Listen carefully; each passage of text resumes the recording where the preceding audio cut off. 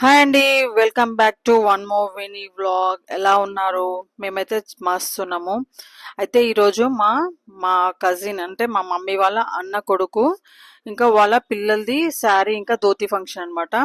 అయితే ఈరోజు week day అయినా కూడా మా బావ లీవ్ పెట్టుకొని మరి తీసుకెళ్ళినాడు. ఎందుకంటే మొత్తం మా కజిన్స్ అంటే మా మమ్మీ తరఫున వాళ్ళందరూ కలుస్తారు కదా. ఇంకా వాళ్ళందరిని చూస్తే నేను హ్యాపీగా ఫీల్ అవుతాను నేను అని చెప్పేసి ఇంకా మా బావ అయితే లీవ్ పెట్టి మరీ తీసుకొని వెళ్ళినాడు. నిజంగా మమ్మీ సైడ్ కజిన్స్ అంటే ఎంత హ్యాపీనెస్ కదండి. వాళ్ళని చూడగానే మన ఫేస్ లో ఒకలాంటి హ్యాపీనెస్ వచ్చేస్తుంది. సో ఈ రోజు అయితే మేమైతే అందరం అంటే మా పెద్ద మామ వాళ్ళ కొడుకు కోడలు ఇంకా వాళ్ళ పిల్లలు, మా అమ్మ, మూడో మామ వాళ్ళ పిల్లలు, అసలు అందరంటే అగో మా అక్క వాళ్ళు, వీళ్ళంతా మెయిన్ వదిలేరు అనమాట. వాళ్ళందరూ మాకు మా చిన్నాయన, ఇంకా మా అన్న వాళ్ళు, ఇంకా మా అన్న వాళ్ళ ఫ్రెండ్స్, ఇంకా మా మామ కొడుకులు, ఇంకా చాలా మంది అంటే మొత్తం మా మమ్మీ సైడ్ అందరు కూడా కలిసినారు అనమాట.